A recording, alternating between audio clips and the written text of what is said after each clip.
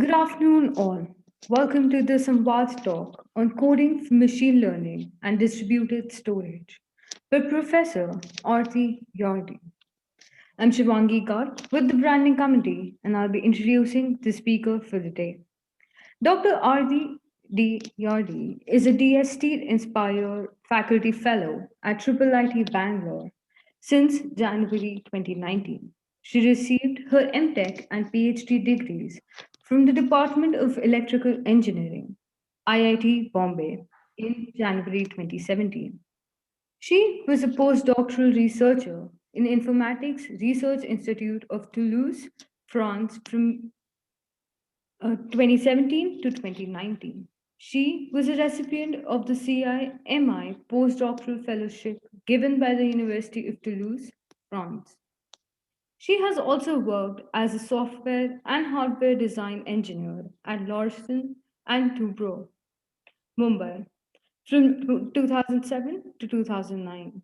Her research interests include channel codes with primary focus on cyclic LDPC, turbo, and spatially coupled codes, coding for machine learning and data storage, covered communication and information theory.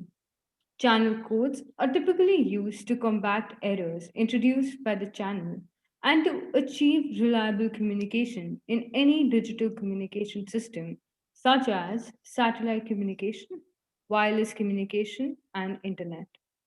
Interestingly, coding theoretic techniques have also found applications in seemingly tangential areas such distributed machine learning (DML) and distributed data storage (DDS). In this talk, we will first see how coding techniques are used in DML. In DML, the training data is distributed across multiple worker nodes to perform the underlying training in parallel. However, a major drawback in DML is that occasionally some worker machines are slower than the others, termed as stragglers. These stragglers affect the speed of overall computation to a great extent. Towards this, coding theoretic techniques, termed gradient coding, are used to mitigate the impact of stragglers by adding sufficient redundancy in the data. In today's talk, Professor Arti Yodi will first discuss some of the popular gradient coding techniques proposed in the literature and then discuss some of the recent results along with potential open problems. We warm heartedly welcome you, ma'am, to deliver a talk on coding for machine learning and distributed storage. Before we get started with the talk, I would like to thank the audience on both the Zoom meeting and the YouTube live stream for attending the talk on behalf of the Samvad team. Please feel free to ask your questions in the chat boxes.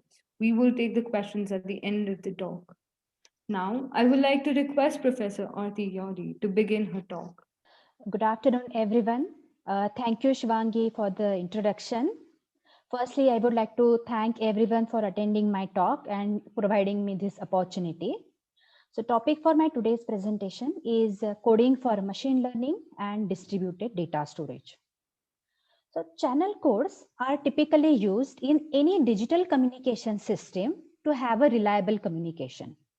So at the transmitter side, channel encoder typically adds redundancy in the message bits, and these redundant bits are used at the receiver by the channel decoder to combat against the noise that is introduced by the channel. The simplest example for a channel code is 3 repetition code. In 3 repetition encoding, message bit 0 is encoded as 0 bit repeated 3 number of times, and 1 is encoded as 111. Now suppose the noise is introduced by a binary symmetric channel, BSC. So now this BSC flips any of the transmitted bit randomly with probability P. So at the receiver, all these 8 bits are possible. So when the flipping probability P is strictly less than half, one can see that the optimal decoding rule will be majority decoding strategy. And here, if we receive these bit streams, then we will decode them as 0. because here 0 is in majority. And similarly, these 4 bits will be decoded as 1 because 1 is in majority. So now these channel codes are typically used in mobile, satellite, wireless communication, internet data packets. These are the typical applications. But surprisingly, these coding techniques have also found applications in distributed machine learning and distributed data storage, which is the focus of my today's talk. Okay, so in the part first of my talk, we'll see how coding techniques are used in distributed machine learning. The agenda is as follows. First, I will introduce Straggler problem in a distributed computing setup. Then we'll see how can we apply coding techniques to solve this problem. And these coding techniques are known as gradient coding in the literature. Then I'll provide some of the work done in the literature and then discuss some of the work done by us. So this is a joint work done by Amok Johri, who is an IM Tech student in IIIT Bangalore, and this is a part of his REP. Okay, so let us first see what is the straggler problem in distributed computing setup. So in distributed worker master setup, suppose there are n worker machines or n workers, and these workers are denoted by W1 to Wn. And then there is one master node who combines the work done by these worker machines. So if you have a given computation task, then master distributes this task among these worker machines, and these worker machines perform the partial computation of the original task in parallel. Of course, the task should be parallelizable, and then the results of the individual machines are combined by the master. And it is known that distributed or parallel computing can speed up the overall computation time to a great extent. But there is a major bottleneck, and this bottleneck is caused due to machines that are very slow than the others. And these machines are termed as straggler machines. So now we'll see how can, so before I tell you how can we solve this straggler problem, let me provide you empirical evidence of this straggler problem in practice. So here in this graph, which I have borrowed from research paper by Tandon et al. So here on the x-axis, we have indices of workers. So here I have 50 worker machines. And then on the y-axis, we have time taken by each of these workers. So here we can see that the workers from indices 41 to 50 take a lot of time to finish their computation task. So here we can see that the average time taken by a non-straggler machine is around 0.8 seconds, and these slow machines, they take up to 5 seconds, so which is 5 times more. And these straggler machines slow down the overall computation time to a great extent. So now we'll see how can we use coding theoretic ideas to mitigate this problem. Now suppose we have 6 data sets. So these are some arbitrary data sets. And in distributed setup, master can assign one data set to one worker. But now suppose worker 5 is a straggler. Of course, we do not know which particular machine is a straggler. Otherwise, we would not have assigned any task to it. But now when W5 is a straggler and it is not known that it is a straggler, then we can see that the master loses the computations that are done by straggler machine, or if it continues to wait for this machine, the overall computation speed is reduced a lot. Then how can we tackle such situation? One possible remedy is to assign redundant data sets to all worker machines. So now, for example, here instead of one data set, we can assign 2 data sets to each and every worker, so that even if worker 5 is not able to perform, the computations done by it are taken care of by the remaining worker machines. Now here note that this is repetition coding, because now I'm assigning each worker 2 data set, and each data set is repeated twice. So in this talk, I will assume that the master wishes to implement gradient descent algorithm. So let me recall some of the preliminaries about gradient descent algorithm. Now suppose we have n data points denoted by x1, y1 to xn, yn. And then master wishes to solve this optimization problem. So now in this expression, this L of beta xi yi is a loss function, and master wants to minimize the loss. This beta is a parameter that the master wants to estimate. Lambda is some constant and R is some regularization function. So for the purpose of this talk, the exact form of these functions L and R are not interesting. We can assume any linear or non-linear function. But the aim of the master is to estimate this beta star. And this can be estimated iteratively. So in this iterative algorithm, we begin with some initial guess for this parameter beta 0. And then in the lth iteration, a gradient G is computed using this expression. So here this delta is a gradient and it is computed with respect to parameter beta L, which is the estimate in the lth iteration. Then after every iteration, master computes this beta L plus 1, which is a function of the previous estimate beta L and this gradient G. And HR is some gradient based optimizer. So here we assume that the master performs L such iterations to estimate beta. Now let us see how can we implement this gradient descent algorithm in a distributed setup. So you recall that in the Lth iteration, master wants to compute this particular sum, which is a sum over n data points 1 to n. So now master has n worker nodes to do this. So master can divide these n data points into disjoint data partitions denoted by d1 to dn. And here for the simplicity, I assume that this number of data sets is equal to the number of worker machines n. And we assume that the number of workers divide the total number of data points. These assumptions are not really required. Then each worker computes the partial gradient corresponding to it. So basically worker finds the partial gradient Gj, where the worker makes use of the partial set of points that lie in the set Dj. Then the master computes, master collects the individual gradients G1, G2 computed by each worker machine and computes the summation G1 plus G2 up to Gn. Let us consider some of the basics of gradient coding. So this is the routine distributed setup. In the gradient coding, each worker computes partial gradients corresponding to more than one data set, just like in the repetition coding. Now suppose each worker computes d partial gradients. And then there is encoding matrix B, and this matrix represents which worker is assigned to which data set. Now, suppose these are my data set, and suppose W1 computes the gradient corresponding to D2 and D3. And similarly, there are assignments between W's workers and data partitions, and encoding matrix captures this. And then in each iteration,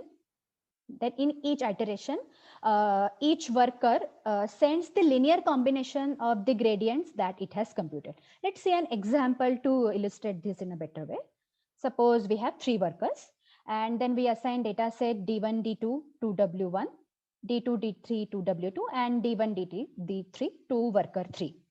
Now worker W1 is going to compute partial gradient G1 corresponding to D1 and partial gradient G2 corresponding to D2. Now worker is going to send a linear combination of these gradient to the master.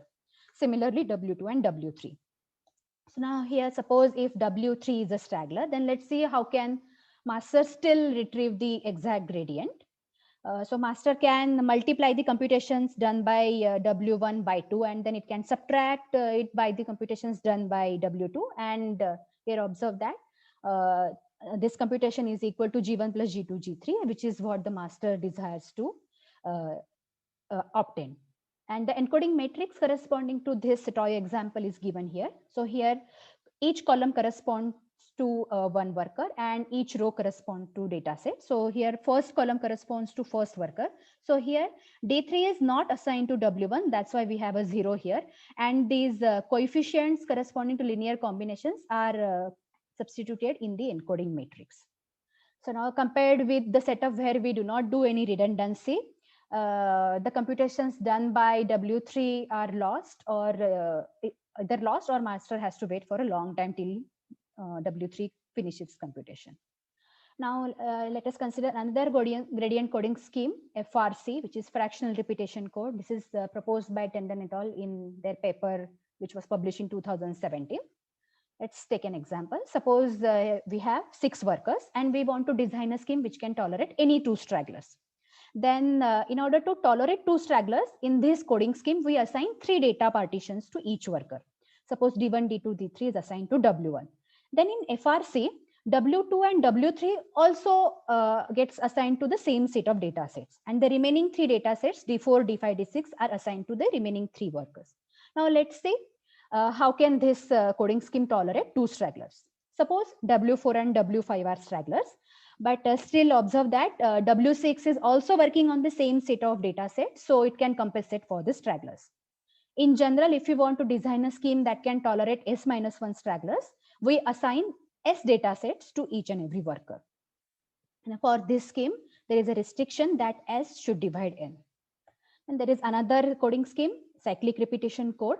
Now here also we to design a 2 tolerant scheme, we assign 3 data sets to worker, but now the data sets that are assigned to worker are cyclically shifted. So if W1 works on D1, D2, D3, then W2 works on D2, D3, D4, and so on. So all the data set indices are cyclically shifted. And this scheme can also tolerate 2 stragglers.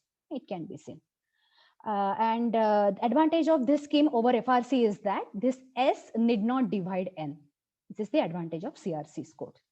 Now let's see encoding matrices of these 2 schemes. So the encoding matrix of FRC scheme with 6 workers is given here. So here notice that the first column corresponds to worker 1. And because it has been assigned D1, D2, D3, we have 1, 1, 1 here, and the remaining entries are 0. And similarly for remaining workers. And the encoding matrix for CRC scheme is this. So here observe that each column is a cyclically shifted of the previous column. Now let us summarize these 2 basic schemes. So both schemes can tolerate S-1 stragglers and each worker is assigned S data sets. Now in general, there is a trade-off between straggler tolerance and computation load. So computation load is the number of data sets that we assign to a particular worker node. So if we want more straggler tolerance, then we should assign more work to each and every worker. This is what this trade-off says. And of course, we this trade-off says that the number of data sets that I assign to each worker are lower bounded by this S, which is the S-1 is the straggler tolerance of the scheme. So now we want each and every worker to work as least as possible. So we want to design a scheme which will achieve this lower bound. And here observe that these simple FRC and CRC scheme are actually optimal with respect to this trade-off. Now let's see how can we use gradient coding techniques to reduce the communication cost. So suppose let's continue playing with our toy example. So here each worker sends the gradient corresponding to the data set to which it is assigned. So in general, this gradient could be a vector. Suppose this gradient can have 2 scalar entries, or in general it can have L entries. Now let's see our straggler tolerance scheme. Here also each worker is sending the linear combination of gradients, and hence each worker is sending a vector which comprises of L entries. And for example here this G2 minus G3, that will also be a vector of length 2. And this communication cost is defined as the number of scalar entries that each worker is sending. So here the communication cost for both the scheme is the same. So now can we design coding techniques intelligently such that this communication cost is also reduced? And the answer is yes. And let's see an example how it can be done. Now suppose this is my toy example, and each gradient has 2 entries. Now recall that previously each worker was sending the linear combination of these vectors GIs.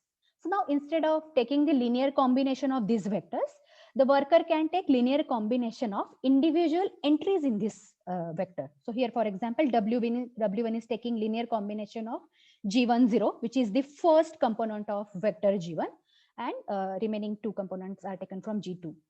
And similarly, W3 and W2. So now in this scheme, master has to wait for all 3 workers to finish their task.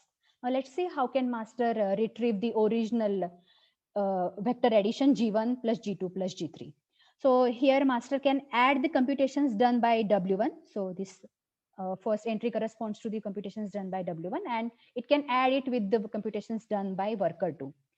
So now this gives us the first component of addition of three vectors G1, G2, G3.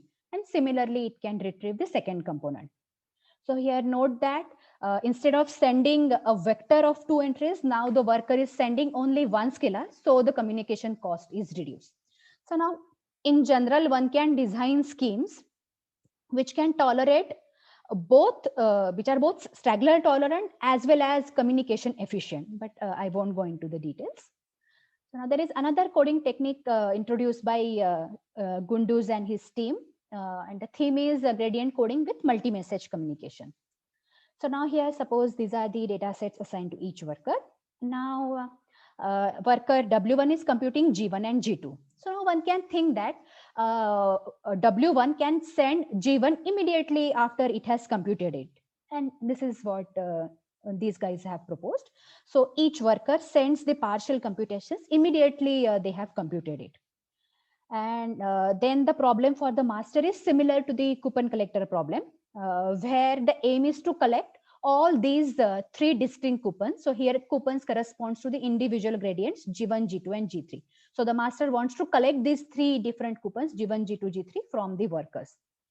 Here the disadvantage is that there is increase in the communication cost, because W1 is now sending G1 and then it is sending G2. So the worker is talking a lot with master. So there is increase in the communication cost. But the advantage is that master can now utilize the partial computations done by each and every worker. Now suppose W3 was a straggler, but it had finished computations corresponding to D1. So it computed G1, but it couldn't compute G3 in time. So in this multi-message communication, master can make use of the partial computations done by the straggler machines as well. Then the question is, can you design this coupon collector problem efficiently? Naive way would be W1 will send G1 and then it will send G2. And similarly, each individual worker will send their gradient computations. Let's see another option. So in this option, we'll assign one more data set to each and every worker. So here W1 can send G2 first, and then it can send G1 plus G3.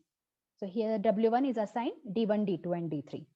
Similarly, W2 can send G3 first, and then G2 plus G4, and similarly for W3 and W4. So now here in option 1, in order to collect all four gradients, G1 to 4, master has to wait for at least 3 workers. Whereas in option 2, there are several possibilities. Depending on which worker finishes which computation. Suppose W1 and W2 finished all their computations, then here you can see that by taking appropriate linear combinations, we can retrieve the sum G1 plus G2 plus G3 plus G4. Then there is another interesting variant of this problem, which is approximate gradient coding. And this is also the focus of our research work. So let's see what is done here. So recall that our toy example could tolerate one straggler. Now, all the gradient coding schemes that we have till now, they are designed to tolerate a given number of straggler machines. But as one may think that in practice, the maximum number of stragglers that are happening in real applications might not be known a priori. And this is a very realistic assumption, because it may so happen that you design a scheme which can tolerate, say, 3 stragglers, but the actual straggler machines are, let's say, only 1 or 2. Then you are unnecessarily making each and every worker to work a lot. Or when the actual stragglers are more than 3, then the master will lose something. Suppose here, even though this scheme can tolerate only one straggler, suppose if W2 and W3 both are stragglers, then what to do in such case? Then one option or one remedy could be master can make use of the partial gradients that are computed by the straggler set of non-stragglers, and master can make use of these partial gradients to estimate beta L plus 1 in any Lth iteration. And now because master is not able to compute the exact gradient G1 plus G2 plus G3, and it is making use of only partial computations to provide an approximate estimate. That's why this scheme is called as approximate gradient coding. Now, one may think that we may, because of the approximations, we might not be able to train our data efficiently. But in the literature, people have actually observed otherwise. So even though we are finding the gradient approximately, such noisy gradients are actually shown to improve the generalized performance of a training model. So this is the evidence from the literature. So now let's see, now of course we are finding the approximate gradient, so there will be some error. So let's see how can we characterize this error.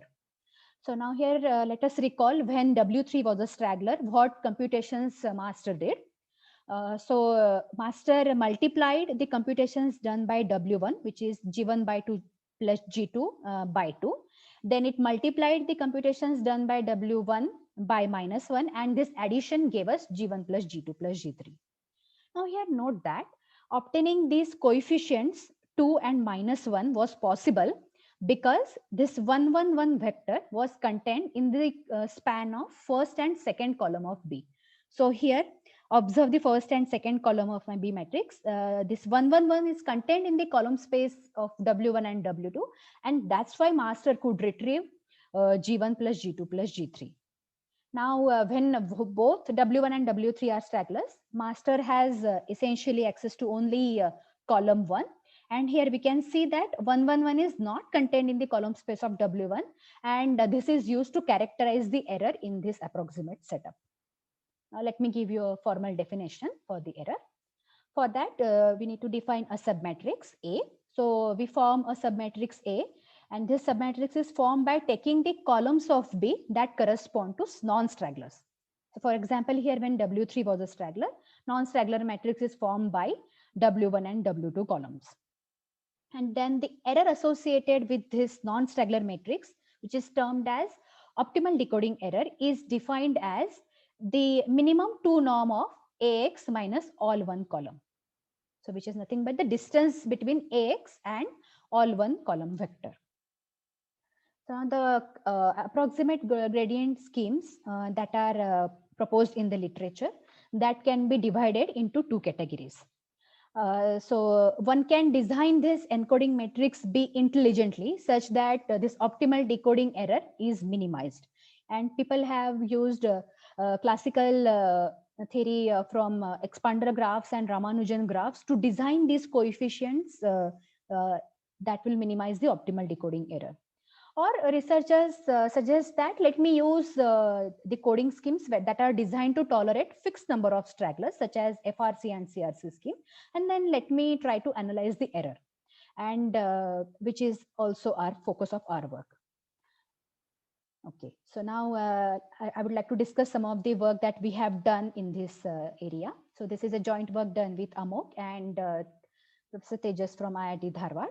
We have submitted this work to ISIT 2021.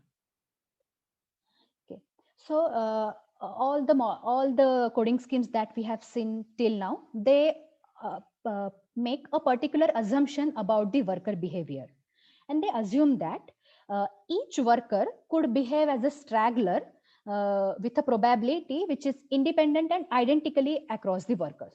So this says that all the workers are independent and identical. And the second assumption is that the straggling behavior of each and every worker across the course of, say, L iterations remain IID throughout the experiment. So when we began working in this area, we thought, are these two assumptions really true in practice? And it is important to validate this assumption because the effectiveness of any straggler mitigation scheme depends heavily whether this assumption is true in practice or not.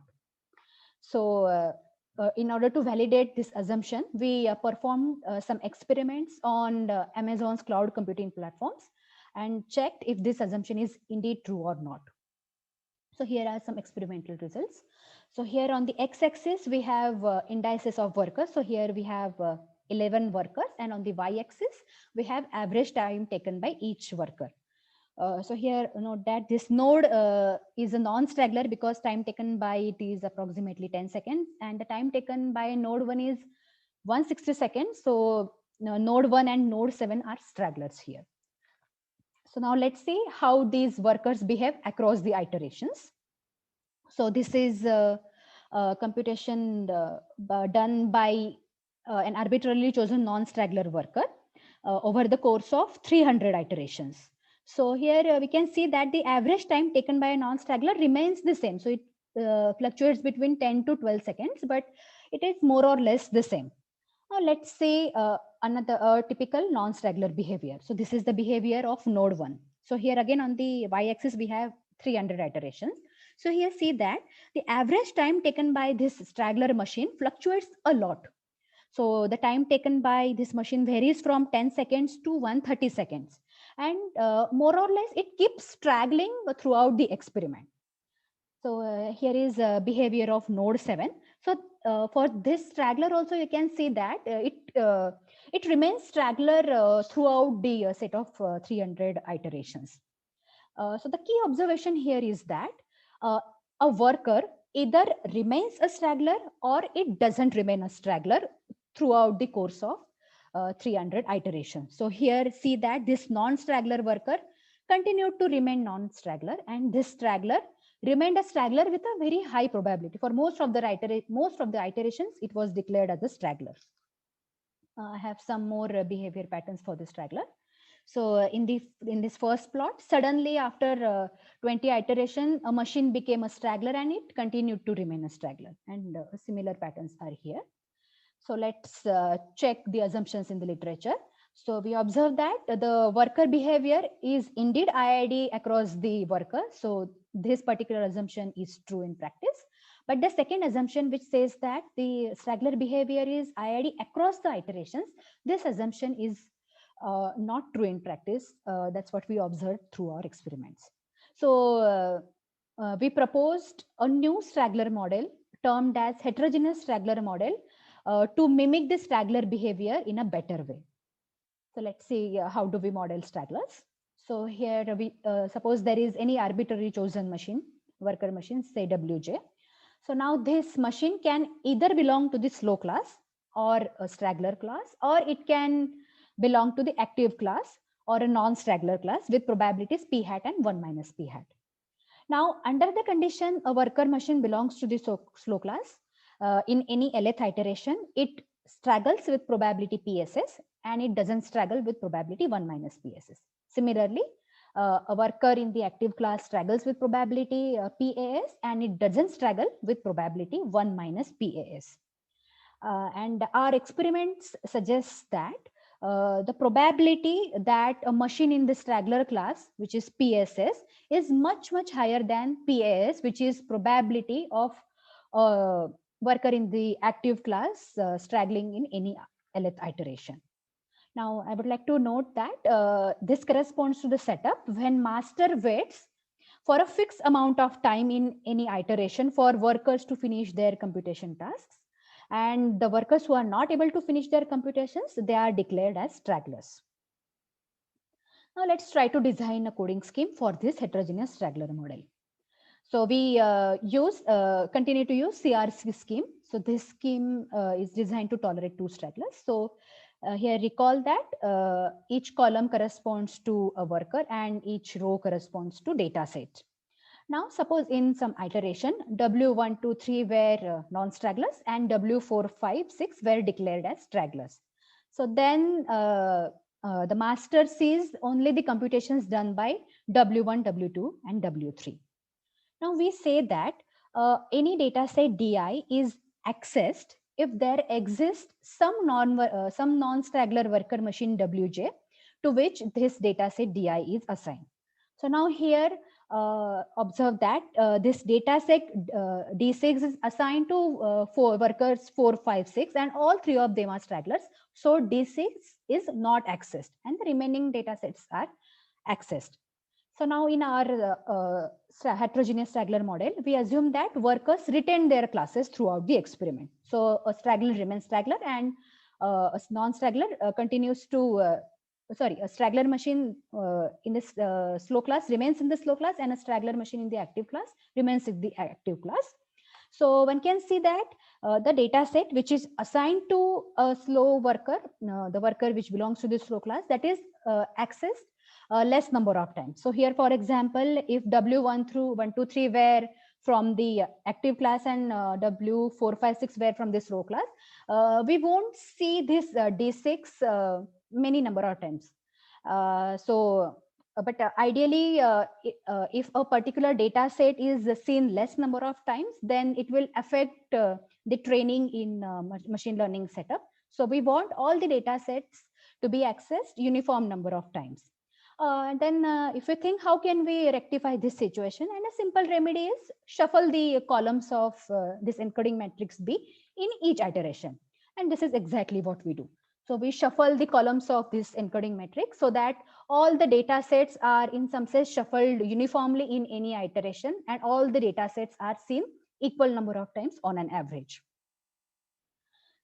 So for this shuffling idea, so we assume that the system architecture consists of a common memory, and all these data sets are stored on this common memory. So note that this is different from the schemes that we have seen till now, where each and every worker machine has a local memory where the data set is kept. So compared to that, we assume that there is a shared memory. But note that this architecture is quite popular, and it is used in many real life distributed computing systems such as Amazon Web Services, abbreviated as AWS, Microsoft Azure, and in general network file systems. So for this system architecture, data shuffling can be implemented without any overhead. Further, this data shuffling idea can be applied on top of any of the proposed straggler mitigation scheme. It need not be straggler mitigation via coding. It can be applied on top of any straggler mitigation scheme for this heterogeneous straggler model. But now for this simple idea, the analysis of how your distributed computing setup will behave, this analysis is important to do. So before I provide analysis, let's see some of the simulation results. So here I have chosen some of the parameters for our heterogeneous straggler model. And here I have some of the plots. So here in each plot, on the x-axis, I have number of iterations, and on the y-axis, I have absolute loss, which is the difference between the true parameter beta and our estimated parameter beta star. So this yellow part is for CRC scheme without shuffling. This red curve is for FRC scheme without shuffling. Blue is for FRC with shuffling, and this black dotted is for CRC with shuffling. So here we can see that both FRC and CRC shuffling, the training loss is much less as compared to when we are not shuffling. And the similar pattern is followed by the remaining data sets as well. So these are the standard data sets that are available in Python's library. Then we also performed the experiments on Amazon platform. So here, this is a plot for FRC scheme with and without shuffling. So here also we see that this red dotted curve, which is for with shuffling, the training loss is less.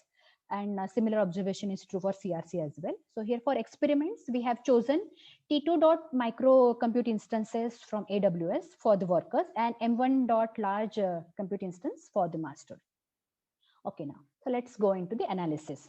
So in this proposition, we prove our intuition that the data sets which are assigned to slow workers that are accessed less number of times. So for S-tolerant FRC and CRC scheme, suppose in the first iteration in the beginning, the data set DI is assigned to these worker nodes, worker WJ1 to WJS, and exactly ki workers out of these ace workers belong to the slow class. Then we prove that in an experiment of L iterations, the expected number of times this data set DI is not accessed without shuffling is given by this expression. And when we shuffle the data, this expected number is given by this expression. So in this proposition, I will just like to focus, I would like to highlight that when we are not shuffling the data, this expected number is a function of ki, which is the number of workers that belong to the slow class. And when we are shuffling the data, the expected number is not a function of how many workers belong in the slow class. And we give uniform justice when we are shuffling the data. So now we are in the approximate regime. So let's characterize the expected optimal decoding error. So let me recall how do we define the error in the approximate gradient setup. So here A is the submatrix, which is formed by taking the columns of B, that correspond to non-stragglers. And then the error associated with this non-straggler matrix A is defined as the minimum difference between AX and all one column. And because if you remember, when this all one column vector is contained in the column space of matrix A, then the error was 0. So in order to characterize the error, we take the 2 norm of these two summations, these two differences. So now here onwards, I will assume that exactly m workers out of n workers belong to the slow class and refer to our model as NM heterogeneous straggler model. So let me first provide you the statement. So for our heterogeneous straggler model, the expected error for FRC scheme is given by this expression. So in this expression, this PR is the probability that there are non-stragglers in any nth iteration, and this expression can be easily computed using this. So I won't go into the details of the proof, but I would like to give a very high level idea about the proof by taking one toy example. So we assume that there are 6 worker machines, and the FRC scheme can tolerate say 2 stragglers. And recall that this was the encoding matrix for the FRC scheme that could tolerate 2 stragglers. Then A is a non-straggler matrix, and this is obtained by choosing R columns. And here we assume that suppose there are R non-stragglers. And this is the definition of error. So here I just want to recall that when all one column is contained in the column space of A, at that time we have 0 error. So now suppose R is equal to 3, and this is my non-straggler matrix. Now here observe that all one vector is contained in the column space of A, so the error is 0. Now let's take another non-straggler matrix A prime. So for this non-straggler matrix, it can be seen that the X which minimizes this difference is equal to 1 by 3, 1 by 3, 1 by 3. So now let's take the product A prime X star, and this product is equal to 1, 1, 1, 0, 0, 0. So now here say that the difference between AX star and all one column vector is equal to 3, and hence the error associated with this A prime is equal to 3. So now here the key observation is that my encoding matrix B actually has 2 types of columns. So here these first 3 columns, let's say they are type 1 column, and these last 3 columns, let's say they are type 2 columns. And the error occurred when the column of either of the type was not chosen in the non-straggler matrix. So here in the A, it had at least 1 column of each type. This A prime type 2 column was missing, and this is the reason why the error occurred. So now in general, if you want to find the expression for the expected error, we can map this to a problem where we have some say set of colored balls, say red colored ball, blue colored ball, and black colored ball. And this is exactly the probability of not picking a ball of a particular color. And then we can take appropriate averages to get the required expression for the theorem. Now let me provide you a high level idea. How can we find the expected error for the CRC scheme? So this is the encoding matrix for the CRC scheme with 6 workers. Let me label these columns from 1 to 6. Now again, let's take 2 example matrices. Now suppose I choose this as my non-straggler matrix. So here, in order to find the error, let us take the product X, and this product is equal to this. Now let me take another A prime and take the product A prime Y, and it gives me this expression. So now here observe that here when we are finding the error, we are actually finding the least square solution to the system of equations AX, and the right hand side is equal to 1. So here this AX, the system of equations says that x1 should be equal to 1, x1 plus x2 should be equal to 1, and so on. And similarly here it says that I am trying to equate 0 to 1, then y1 should be equal to 0. Now here observe that the system of equations corresponding to yi's is actually same as that of system of equations corresponding to xi's, because we have just permuted the columns, permuted the rows, and these two are actually the same system of equations. And the right hand side of both the system of equation is exactly equal to 1. So that's why this shuffling didn't matter. So now these two matrices A and A prime, this is not a coincidence that these two matrices had same least square solution. I had chosen the columns of A and B in a particular way. So here in A, I had chosen first, second, and third column of B. And in A prime, I had chosen second, third, and fourth column of B. So here observe that the second column of A prime is a cyclically shifted version of first column of A. And similarly, the remaining two columns. So the all columns of A prime are the cyclically shifted versions of the columns of A. And this is the reason why these two corresponded to this same system of equations, and they had the same error term. So now we say that these two matrices A and A prime, they belong to the same cyclic class, because really the columns are cyclically shifted versions of one another. So now if I fix say A2, 1, 2, and 3, then 2, 3, 4 will also belong to the cyclic class of my A. 3, 4, 5 will also belong to the cyclic class of A. So in order to represent all these matrices which are obtained by cyclic shifts of another, only one representative is sufficient. So now in order to characterize the expected error, we really need to find all possible cyclically shifted matrices and their corresponding representatives. And this is done in the classical result, which was derived by Tavares and other researchers in 1971. So this lemma basically characterizes the number of distinct classes of a weight R. So here R corresponds to the number of non-stragglers, and E is the number of elements that will lie in the cyclic class. So using this, I'll just state the statement for the theorem which characterizes the decoding error for CRC shuffling scheme. Let us first see some notation. Suppose NR is the total number of distinct cyclic classes of weight R. Then V is the set of cycle representatives, and each cycle class contains EI number of elements, and it is called as order of that cyclic class. And these are the corresponding cycle representative matrices. So basically these AVI are the non-straggler matrices, and these are the cycle representatives. So the expected error for my CRC scheme is now given by this expression. And here this PR is same as that of defined in the theorem 1, which is the probability that there are R non-stragglers in an iteration. And here A plus is the pseudo inverse of this matrix AVI. Okay. So now this concludes the part 1 of my talk. So now I will talk briefly about how can we use coding theoretic techniques in distributed data storage. Let us first see what is a distributed data storage.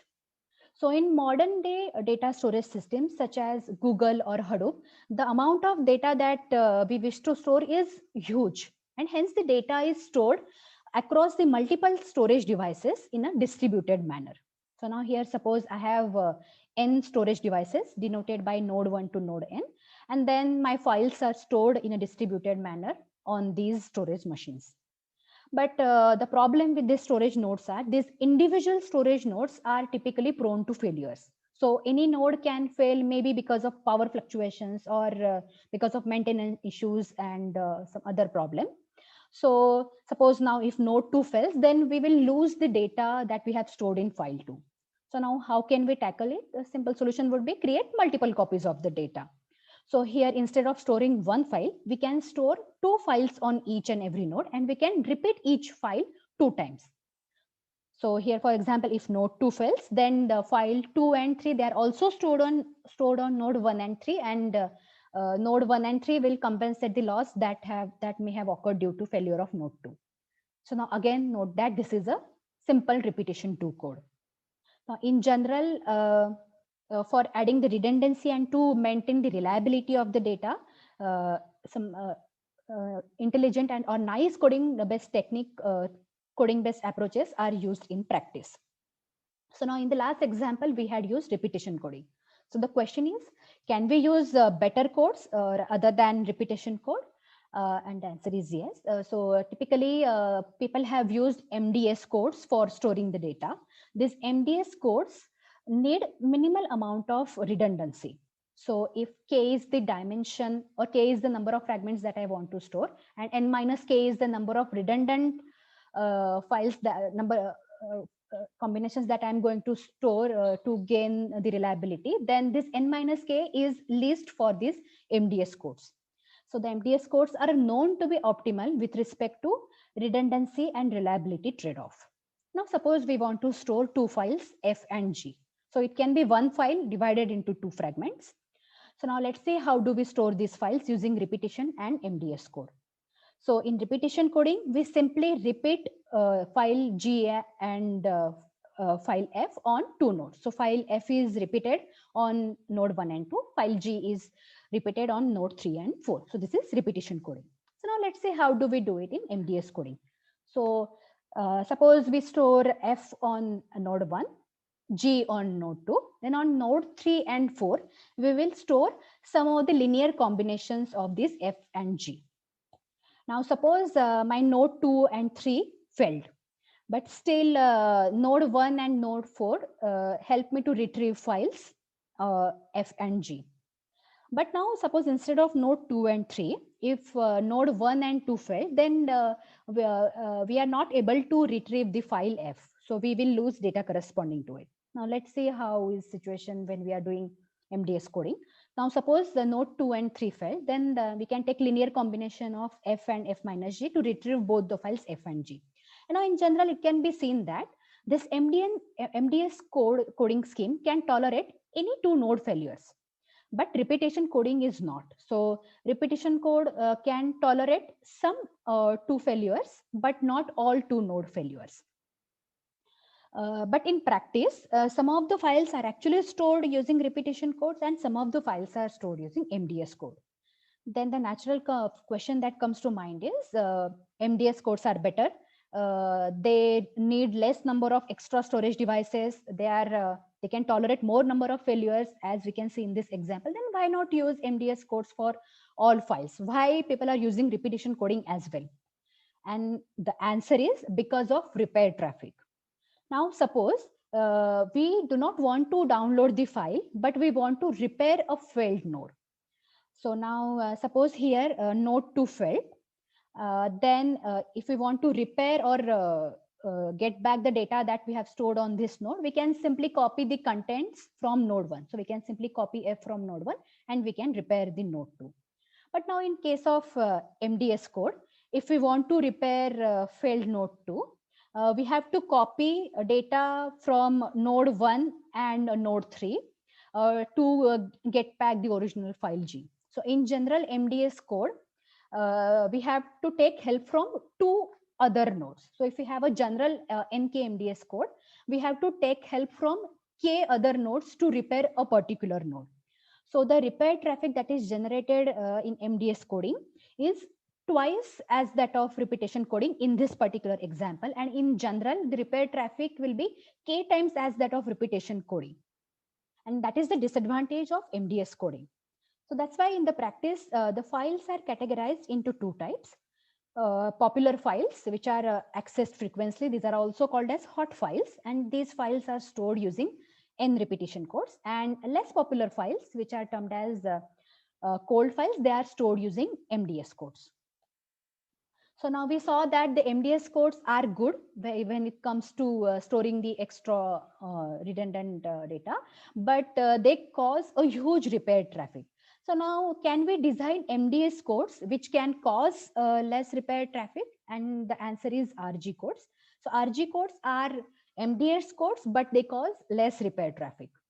So now in MDS code, recall that if when the node 2 had failed, now suppose when the file of F and G was 1 MB, to repair this node, it created a repair traffic of 2 MB because we had to take help from two extra nodes. So now in regenerating codes, we will try to reduce this repair traffic. Let's see an example. So first, we will divide these files F and G into two equal size parts.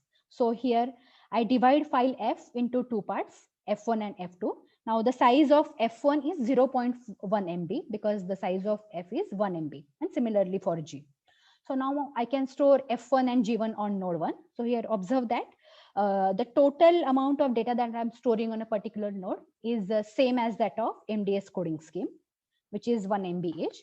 Then on node 2, I can store F2 and G2. And on node 3 and node 4, I can store some of the linear combinations of these FIs and GIs. Now, let's try to retrieve when the node 4 has failed. So it can be repaired as follows. So now node 1 stores F1 and G1. So node 1 can send the linear combination of F1 and G1. Now let me denote it by P1. So now here note that the size of P1 0.5 MB, because size of each FI is 0.5 MB. Similarly, node 2 can take the linear combination of F2, G2, which is stored on it. And similarly, node 3 can send the linear combination of the data that is stored on it. And let me denote it by P2 and P3. So now to repair this fourth node, we can take the linear combination of P1, P2, P3 such that the resulting nodes 1, 2, 3, 4 form an MDS core. So here note that the size of P1, P2 and P3 is 0.5 MB. Hence the repair traffic, which is the combined traffic of node 1, 2 and 3 is 1.5 MB. So here the repair traffic for MDS coding was 2 MB and now it is 1.5 MB. So we have reduced the repair traffic. So now there are other families of codes called as locally repairable codes, but I won't go into the detail. But here I want to highlight one point that in the MDS coding, when we were repairing a failed node, we took help from 2 other nodes. Whereas in RG code, we took help from 3 nodes. So we took help from more nodes in order to reduce the repair traffic. And in LR codes, the number of helper nodes are reduced, and that is chosen as the optimization criteria for LR codes.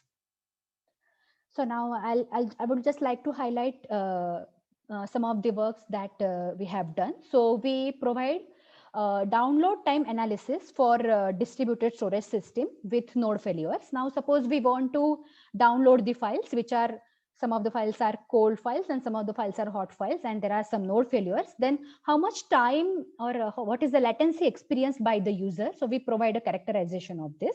So this is a joint work done by team from University of Antwerp, Belgium, and Tejas from IIT Dharwad. So this work also we have submitted to ISIT 2021. So now let us first see the system model. Suppose we have n servers and my files are stored on these n servers. So now we have 2 types of files. Hot files are stored using repetition code and cold files are stored using erasure codes. Now we assume that file download requests arrive according to a Poisson process. And these servers are FIFO, which stands for first in, first out servers. Now there is a dispatcher. So if there is an arriving job, this dispatcher knows where the requested file is stored on these n servers, and it directs the file request appropriately on the servers. Now suppose the arrival rate for hot files is lambda h and arrival rate for cold files is lambda c. Now we assume that we, now suppose to take a dummy example, suppose that we are using repetition 2 coding scheme for hot files and we are using erasure code of length 4 and dimension k for cold files. And suppose this is the workload level that is available at the servers at any arbitrary time instance. This is indicated by this gray portion. Now, suppose a request for hot file comes. Now this dispatcher knows that this hot file is stored using repetition 2 coding and it is stored on server number 4 and 5. Then it will dispatch the request for this hot file appropriately on server 4 and 5. Now suppose a request for cold file comes. Now this cold file is, suppose it is stored on server 1, 2, 4 and 5. And this dispatcher directs these requests appropriately.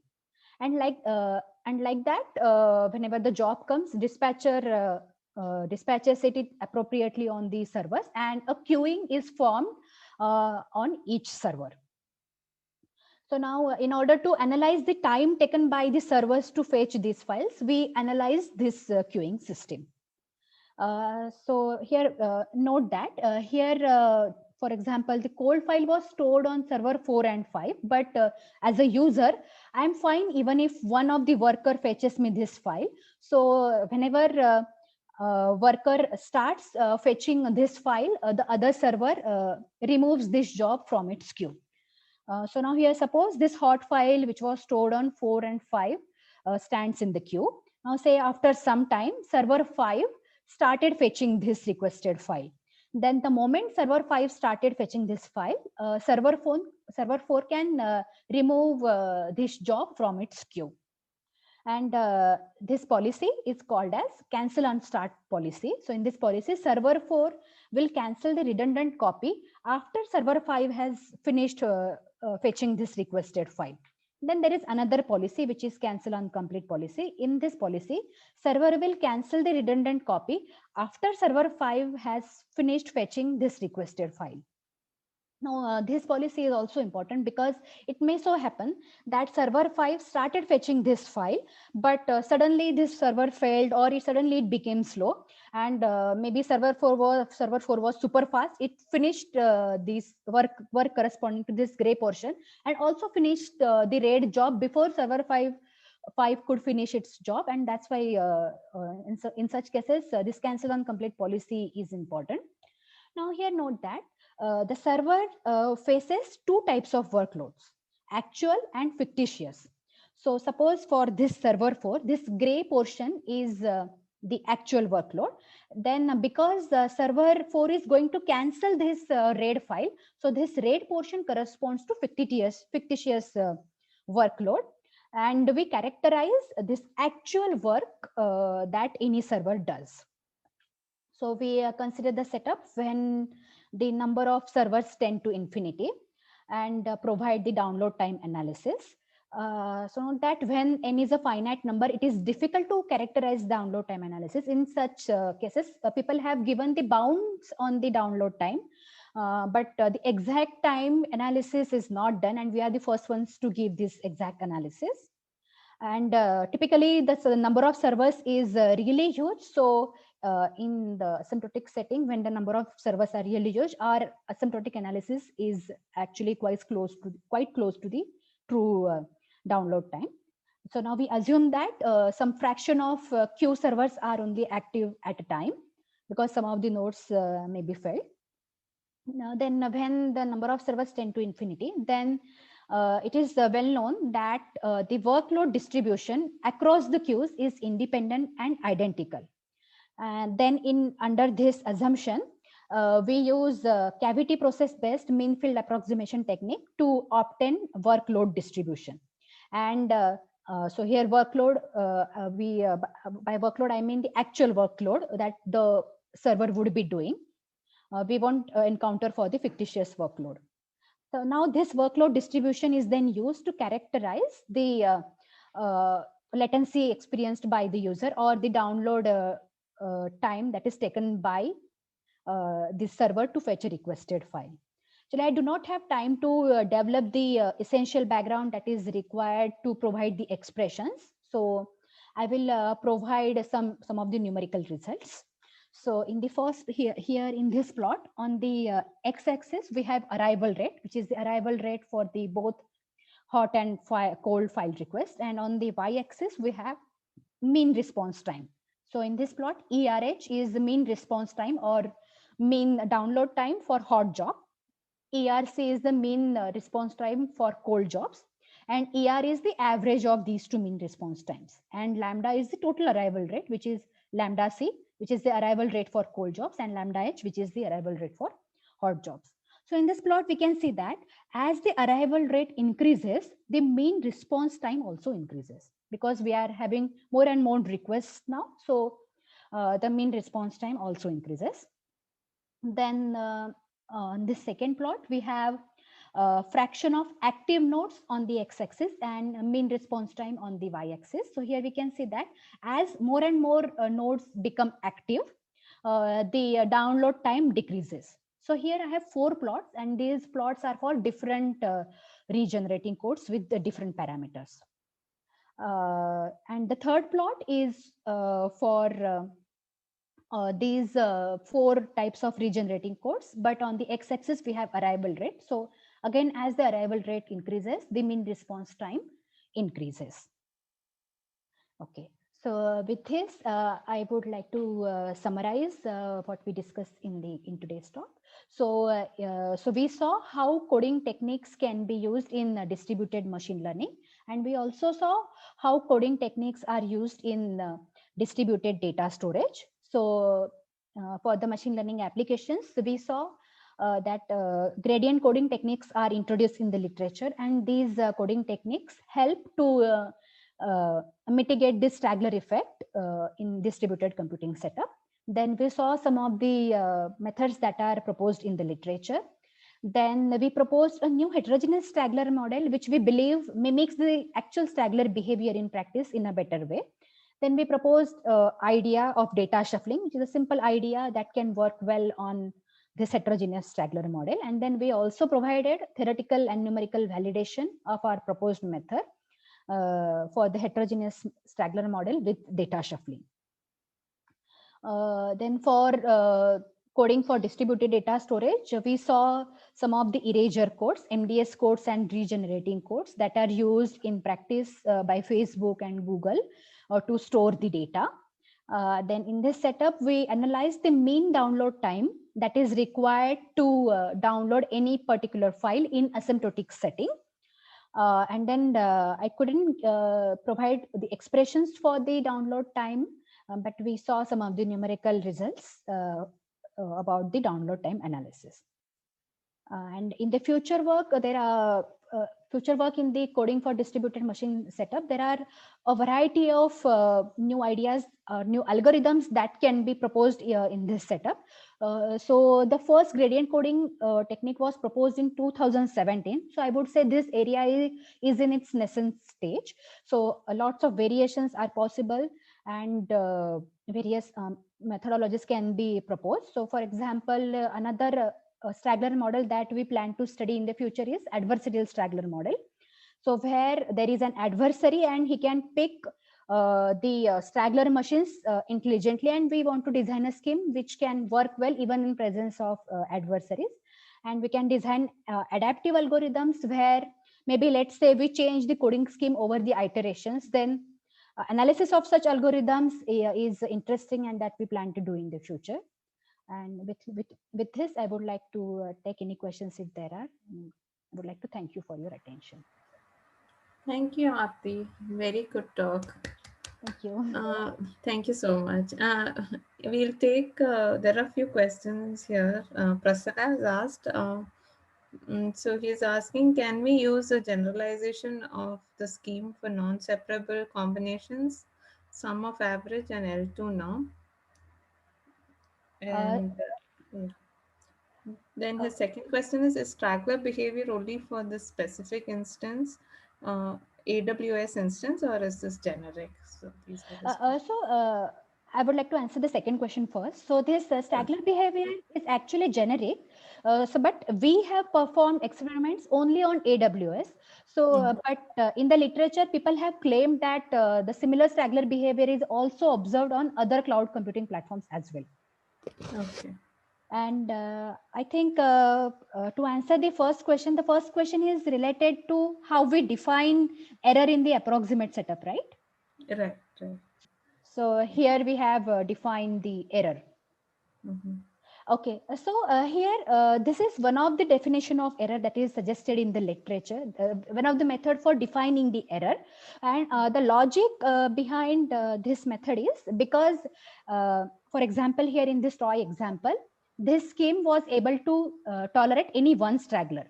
And then the method with which the master retrieved the original gradient is he took some of the linear combination of the computations done by individual worker machines. And this was possible because 111, which actually corresponds to being able to compute G1 plus G2 plus G3, it is contained in the column space of non-straggler worker machines.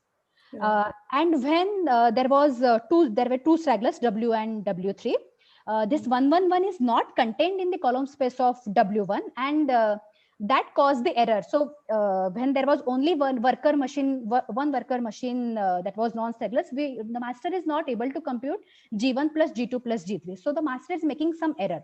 And the distance between this AX, which is the non-straggler submatrix, and all one vector is used to characterize the error in this approximate setup. So he's asking if this can be generalized when you are unable to find a linear combination. I think that's the question, because he's saying there are non-separable combinations. Yes, so we are not able to find a linear combination.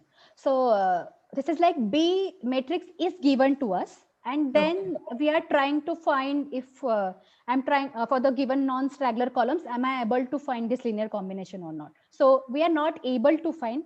That is the reason the error is caused. Aarti, there's another question by Debakar. Do DML conform to master-slave paradigm only? If not, how do these coding schemes apply to such cases? The work that I have discussed in today's talk, that is applicable only for master worker setup. So for other setups, I do not know. So the work that I have focused is only considers that there is this master worker setup. So if he can elaborate what does he mean by other paradigm, I think it will help me to answer. Debakar, you can unmute yourself and ask. You have one follow-up question as well. Essentially, I wanted to mean if all the nodes are independent, and naturally, normally in distributed setup, you have nodes which are independent, and then they try to learn something. So in Yes. such cases, I mean, would this coding scheme apply? Yes. So actually, in fact, this is the typical assumption in the literature that all the workers are actually independent. No, I mean even the master. I mean, there is no coordination. There's Okay. in such cases, would this scheme work? I'm not I mean, aware or of such a similar scheme. schemes are available in the literature. I just So- wanted to. Okay. Yeah.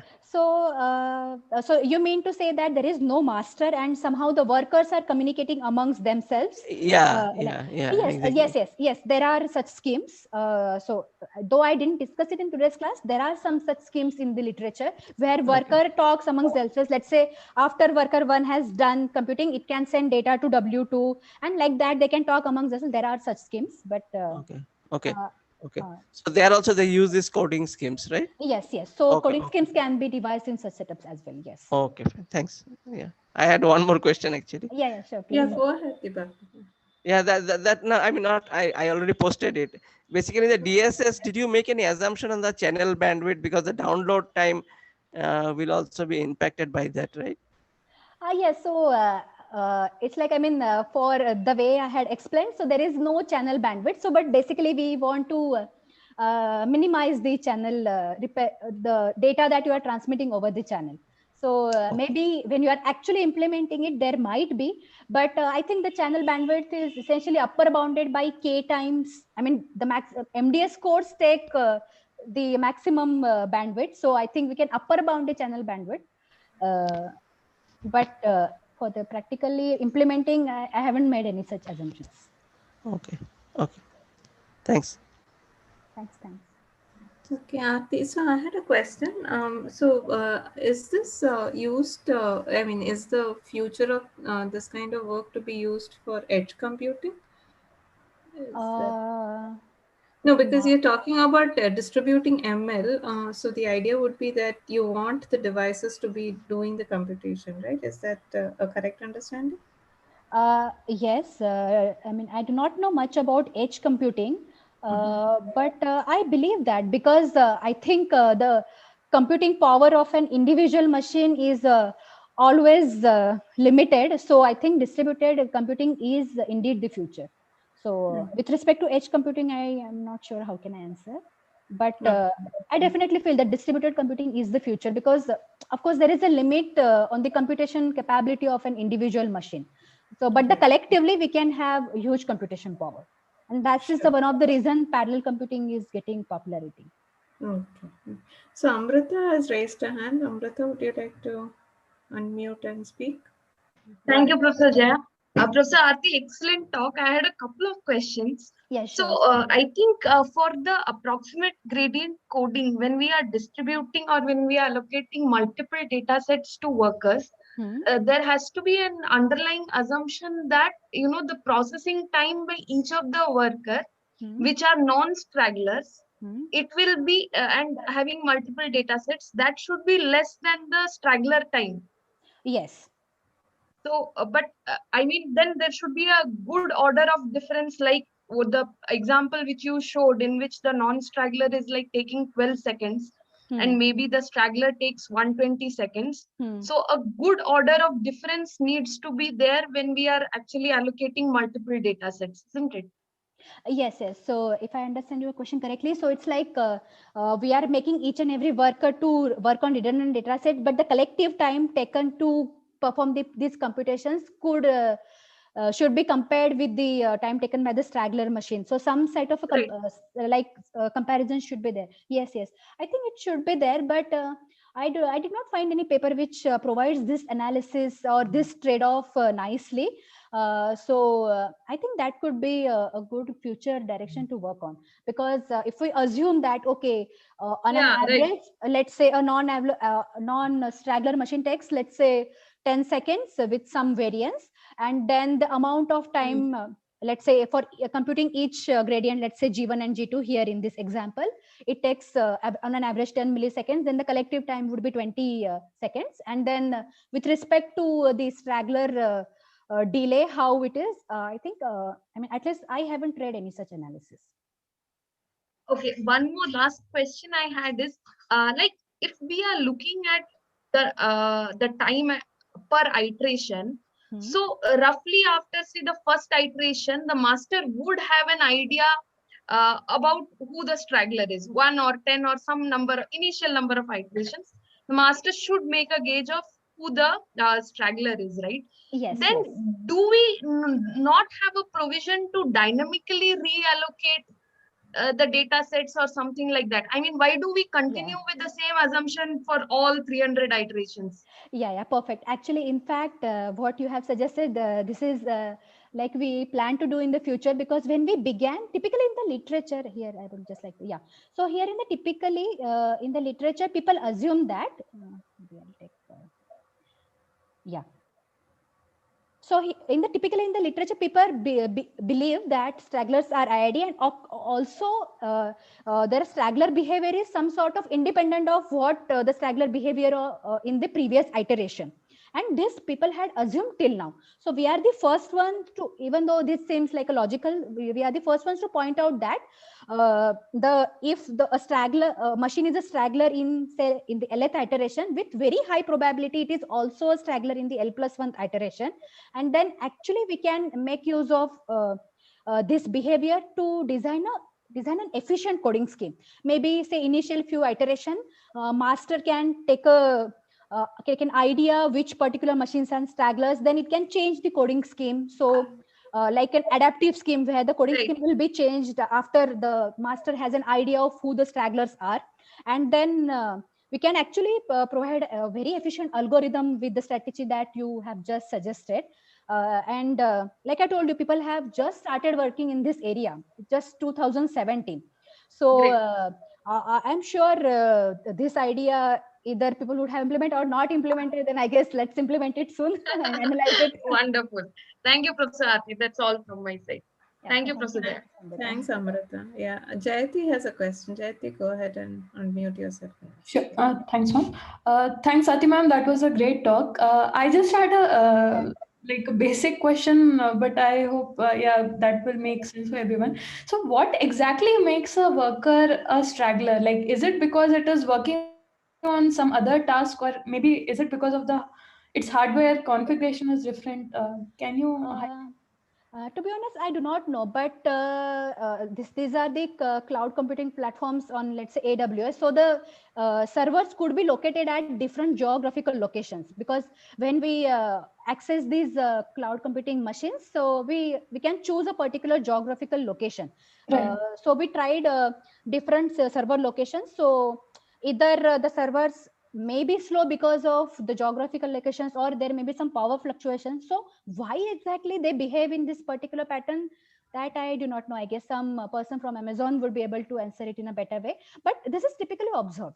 And and all cloud computing platforms, not only Amazon, for some other platforms as well. And this straggler problem is actually a very happening problem these days, and which people are trying to mitigate. Right. Okay. Thank you. And also in the second part of your talk, I just wanted to check where you were discussing how the servers communicate. So are they communicating via the dispatcher, or like are the individual server nodes aware like which other servers are working on specific tasks and No. yeah. So in this setup, the servers are not talking amongst themselves. So here Okay. there is so it's like, wait, I'll just take help of that slide so that I can explain. I think it was better. slide 42. Yeah. Okay, so here we have servers, and then the user requests come to dispatcher, and then this dispatcher tells the appropriate servers to fetch the requested file. So the servers are not talking amongst themselves. So servers are just storing the data, and each server is just fetching the job requests that are standing in his queue. No, I think in future slides where you mentioned that once another server starts or completes Okay. the task, yeah. Yes. So here dispatcher will tell server to cancel the request. Okay. Okay. Got it. Yeah. Thank you. Aarti, I have one more question. Yeah. Yeah.